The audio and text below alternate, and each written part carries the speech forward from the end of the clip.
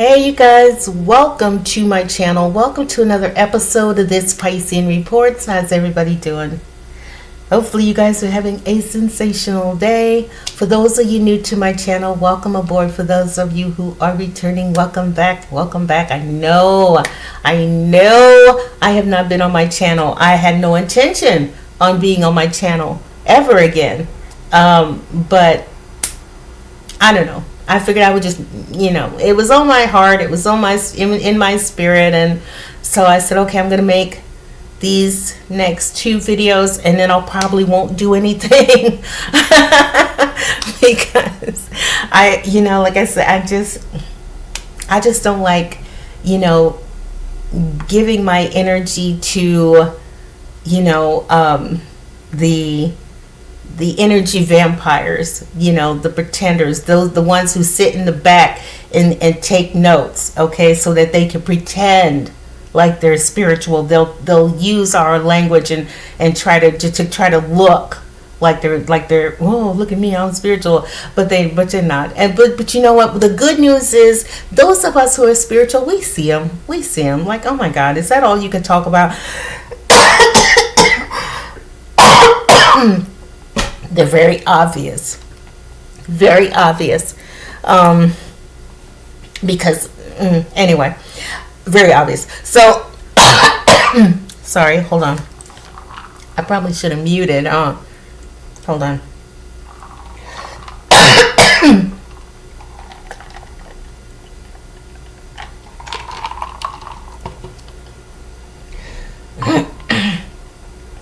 Anyway, I just don't like, giving my energy to people who don't deserve it. But at the same time, I want to share with people who I feel do deserve it, need to hear what I like to say, or who are interested in what I have to say. Okay. But anyway, so I wanted to make this next video for the women of the world. Okay. I was talking in the last video about a book that I was reading, right? Greater Community Spirituality. And so there was a snippet. I was just finishing up the book. It's amazing. It's phenomenal. I'm going to read it again just because it just feels so good to my spirit and my soul. Because it's like, oh my God, it's not just me. You know what I mean? But anyway. So there was this other snippet, and I was like, "Oh my God!" Like I must read that, but it's just go with it. Go with what I'm gonna say here. Okay, it's beautiful, and I love it. So again, as I was reading the book, there was this little part, and it said that the evolution of life represents an expanding context for life. For example, the isolated tribal culture, which is what I was just talking about, the isolated tribal culture may remain static in its development for a very long time. And we see that, we know that it still exists even to this day. And I'm going to touch on that. Okay. But once it encounters other societies, right?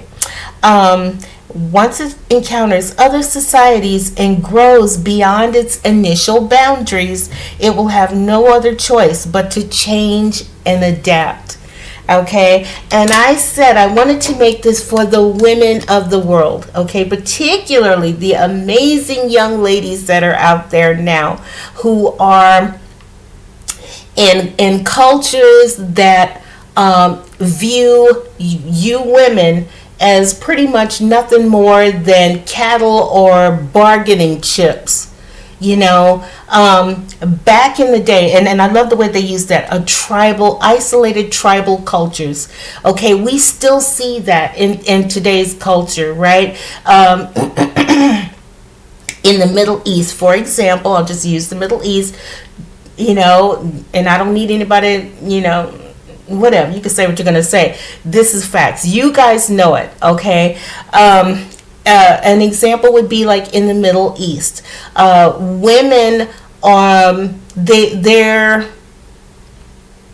And this is in a lot of parts of the world, in India as well. I was listening to this comedian, and she's amazing. And when she said that really hit home. When I read that snippet, it hit home. I felt that.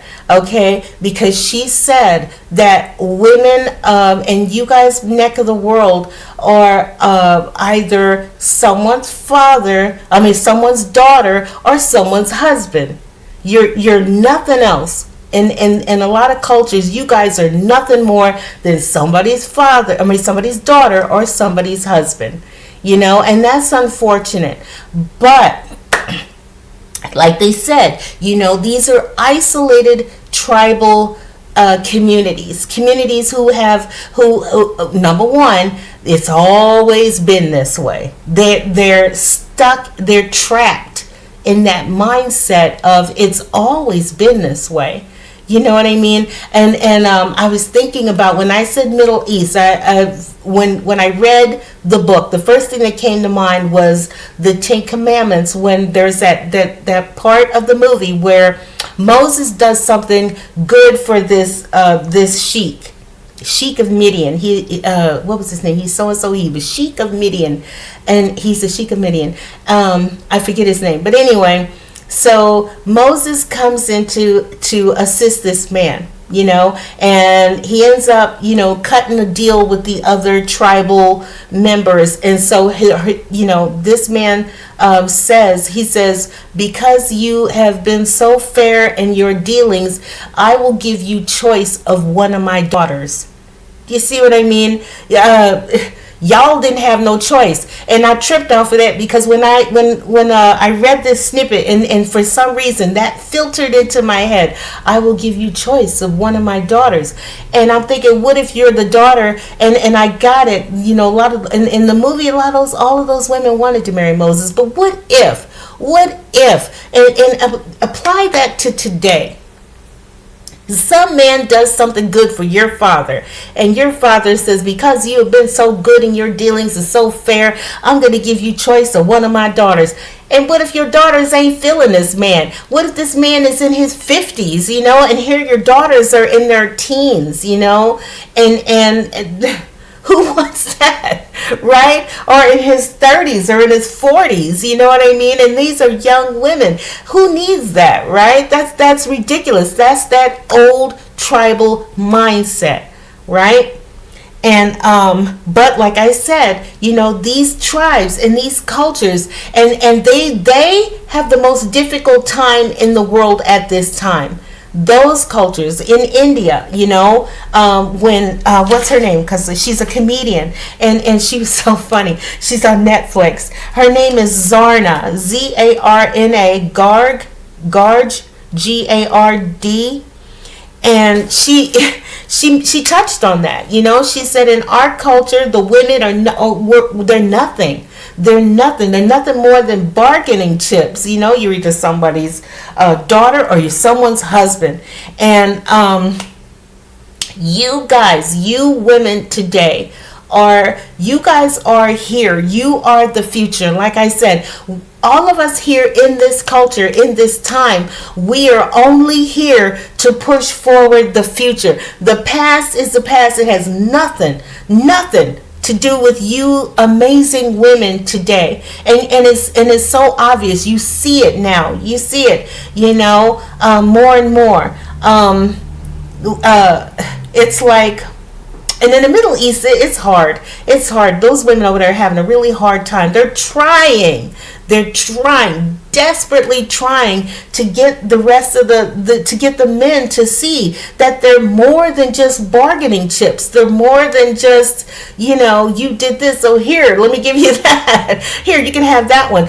In those cultures, women don't have much value other than, what they can, do from. They don't see their daughters. They don't see their potential. They don't see them as these brilliant minds or these great talents or these great, amazing people, but because the mindset, they're trapped in the tribal mindset, because it's always been this way. And I get that it's very, very difficult for you women, But those of you, the young ones of today, those of you who, and like I said, you guys have probably had the hardest time because let's say you're blessed enough to come to America. You're no longer in the other world. You're no longer on the other side where you have to stay covered from head to toe, and you're not allowed to speak, and you got to walk behind your husband and all this other kind of ridiculous here in America. And you're seeing all these American women, and we're living, and we're laughing, and we're loving, and we're kicking it, and and you guys are mixing, and you're going, but why? You see what I'm saying? You guys are now, and this is your role. Literally, this is you guys' role at this time. Okay? Like I said, the world is changing. It's gonna change. We are more and more snapping out of the culture, that tribal mindset, and are starting. And it's up to you, young ladies, to look into your father's eyes, look into your mother's eyes, and get them to understand that you have a bigger purpose. A lot of you guys have a bigger purpose, and it's interesting because Zarna in her stand-up, she was talking about how you guys' culture is designed to, only be, you're only top tier. You guys are here to be top tier. If the women, okay, like I said, if you're not somebody's, daughter, and you're not someone's husband, you're top tier. You're designed. We want you to, if you're going to be out there in the world, you're going to be a doctor, you're going to be a chemist, you're going to be something top tier. That's pushed in your culture. And I'm not saying that that's necessarily wrong. I'm just saying that now is the time. Now more than ever, because we are now seeing each other, we can now say, but Dad, but Father, I'm more than just your daughter. I'm more than just a bargaining chip. I'm a soul. You know what I mean? I have value. I have purpose. There's something that I came here to do. You guys are here to be the change makers. You guys are here to break the chains. And I know it's going to be hard because I was looking a couple of days ago at Locked Up Abroad. And there was this woman who said that she was British, and she had got thrown into an Indian prison. And she said she was in there with women who either was trafficking drugs, or they were women who had killed their stepdaughters, their daughter-in-laws, not stepdaughters, their daughter-in-laws. And it shocked me when she said that, because that really hit home, that how difficult it is for you guys. And I know it's hard. But because, like I said, we're coming up out of that cultural, that tribal mindset. You know what I mean? And I'm going to give you guys an example. Those of you who are Middle Eastern, maybe you're Indian, those who are still trapped in that culture of you don't have too much other value other than, you're this or you're this. And that's it. We take control of who you marry and the whole nine, but like I said, you guys are here. You have a purpose on this planet, and your role, as difficult as it may be, is going to be to now get the men in your tribe to kind of relax, like relax, Father, relax. The world is changing. See it. And I will give you guys this. When you have to have those conversations with your family, I know it's hard. They represent the old way of thinking. I get that, because my culture is it ain't no different. We got some old world mindset trash going on right now that the rest of my culture is like, okay, we need to snap the hell up out of this. We're not doing this anymore. We're not representing the worst of our culture anymore. It's time. We're going to start bringing forward the best of our culture. It's time to stop. We have the same mindset. We've got our own ish, like trust and believe. Okay, so I get that it's hard to get people up out of that old mindset. I know that. But this is what I wanted to say to those of you. I went online. And I wanted to give you guys an example of how wonderful it can be to come up out of that old tribal mindset. China is the perfect example of what it means to come up out of that old world mindset. A lot of you guys don't know about this movie. There's a movie called The Flower Drum Song. It came out, I think, in maybe late 50s, early 60s. It's an old movie, Flower Drum Song, and it's about this. There's this father. He traveled. He sneaks him and his daughter on a boat. They called them wetbacks, but they bottom line, they snuck on a boat and they made it to San Francisco because his daughter was supposed to marry this woman. He had an arranged marriage to marry his daughter with this man, and what's interesting is they showcase that interesting dichotomy of old meets new. The younger generation is very much American. There's a scene where they have this party, these Chinese people, and they all have this party, and so the young kids, you see them dancing. They change the music. Dun, dun, dun, dun, dun, dun, dun. And the girls, and they're very American. They're dancing American and they swinging and the whole nine. And at the same time, they show the old world thinking. The father of this boy who said, you're already set. You're going to marry this woman. And he's like, but I'm an American and I don't want to do this. And it's an amazing movie. It's a musical, The Flower Drum Song. You have to see it. It's cute as hell. Anyway, but it touches on that. How that old world mentality of an arranged marriage. And I had to look it up. And I said, do they still do that in China?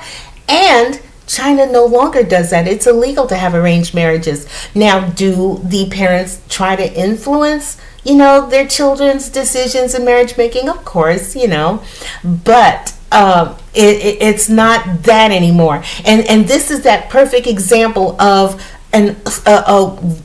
China had old world mindset. Do you hear me? Geishas, are they China? Is that China that has geishas, or is that Japan? Well, anyway, bottom line, there's this old world, China, old world China was completely different, but they not only was China able to catch up with modern culture, with modern society, they passed us. They surpassed, and are the leaders in the world. In a cultural sense, you know what I mean? Like they're very much, it's like this, they got the game and they ran with it, you know what I mean? And so I feel like, look at China. Those who are in India or who are in the Middle East, look at how China was able to embrace a modern culture in a modern society and still maintain some a sense of old world tradition. I'm sure they still have some, a few, which is what I was telling you guys. We are now coming together and we are bringing the very best of ourselves forward, and you can still maintain, a little, traditional sense here and there, but they are very modern. They have exceeded the modern expectation. I've seen movies from the 50s, 1950s movies and post-war China and everybody all dressed a certain way, and they this and their whole nine, and very very very tradition, and here comes they'll have their traditional Chinese garb on, and here comes these American businessmen in their suits and stuff. Now look at it today. You see what I'm saying? Blending. understanding that the world is changing. They were able to understand and grasp that the world has changed, and we have got to grow and evolve and change with it. And not only did they grow and evolve, they have surpassed anybody's expectations. They're phenomenal, right? Phenomenal. And this is what I'm saying. All of these other tribal communities need to look at China. If you want to talk to your parents, tell them, look at China. You know what I mean? They used to do arranged marriages. They don't do that anymore. They want their daughters to grow and be the very best of themselves, the best singers, the best dancers, the best actors, the best, chemists, doctors, the whole nine. They definitely push, being a success. They still hang on, which is, like I said, in India you can definitely still do that. No one is saying you don't want your children to aspire to great positions in the world, financial positions, doctors, lawyers, chemists, scientists. There's nothing wrong with that. I'm just saying that it's time to grow and evolve. It's okay to mix and mingle and blend and be a part of the world at large. At the end of Zarna, at the end of her Netflix special, she brings out her family, and there comes to the part where she brings her husband out, and she says that her husband takes a lot of heat from people saying, why are you letting your wife do that? And I cracked up when she said that. Because I can see that. That's that old world tribal mindset where our women aren't supposed to do this. No, they're not supposed to do that. What are you thinking? But he loves his wife enough to let her be the truest version of herself. You see what I mean? So you young ladies, this is your time. This is your moment. You are here on this planet to help your culture, to help your race, your society change. It's time to change. It's time to grow. It's time to evolve. Let's do that. Let's do as the others are doing. But yeah, we can still hold on to a few traditions, but it's okay to relax, okay? Especially when it comes to religion. Like, relax. You guys have no idea what's coming. You have no idea. There's this beautiful, amazing thing that is desperately trying to take place in the world. Desperately. And like he was saying, yeah, with we got people, cultures, and they're fighting. But the more they fight, the fighting, basically, the message of the book was the fighting is pointless. It's pointless because eventually we are all going to become interdependent on one another. So it's pointless to fight each other. It's pointless to come against, the inevitable, the evolution of the world. It's pointless to fight that. It's time. Let's relax. Let's, because I'm telling you, there's going to be a point where the best of our beliefs are going to become this one. We're going to present the very best of our beliefs and kind of, change it, evolve it, make it something to where we all understand that there is a great creator. That will be the number one thing, is that without question, and if we all can agree, we can all agree to that right now, that every last culture understands that there is something greater than ourselves out there. And if we just relax and just let go and just, but my book says this, but my book says that, but my book says, a long time ago, that book served a purpose. Okay, but it doesn't serve a purpose anymore. This is the future. The book is based on the past. Okay, and I'm not saying that there's anything wrong with it. I'm just saying that our mindset needs to be focused on where we're going. I keep telling you guys, the universe, the Most High is knowledge. The Most High is knowledge. And the more we begin to learn, the more we get to grow, the more we get to accept that there is something greater than ourselves, and try to allow that energy to lead us, into something so great and so beautiful and so amazing, the better off we're going to be instead of all this fighting and ridiculousness. But anyway, so yes, women of color, you beautiful, brown, amazing souls out there, those in the Middle East, those in India, and I'm trying to think. I don't think there's any, I suppose in Africa, they're very tribal as well, but the more we, like I said, the more we start to relax and let go and say, okay, yes, this book served a purpose. They're really big on pushing Christianity in Africa, like so big. But anyway, it's scary. It's scary because, like I said, once upon a time, Africa had belief systems, but because the Europeans enforced that book on them in the same way they did it in America, and the same way they're doing it all over the world, they're trying to enforce, this book, and it's like, wow, how did you guys relinquish your belief system? How did you do that? Why? I don't know. Anyway, it blows my mind. Whatever.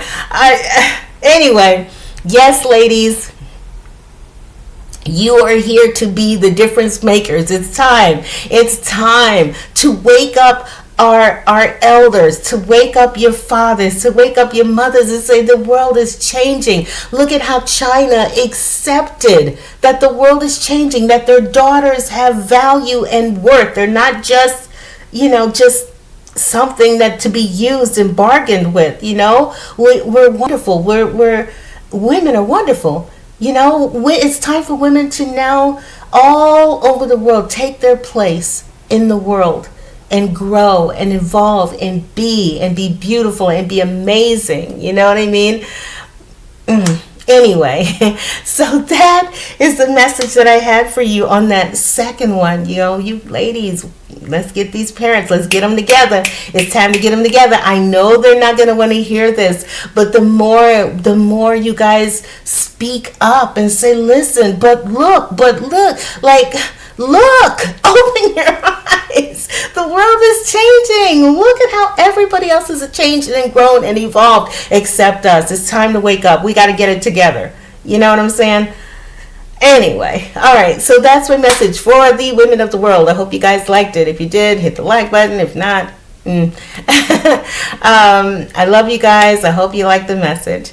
I will see you guys next time on the next video. You guys take care. Have a lovely evening, day, afternoon, whenever you're seeing it. I'll talk to you guys later. Bye-bye.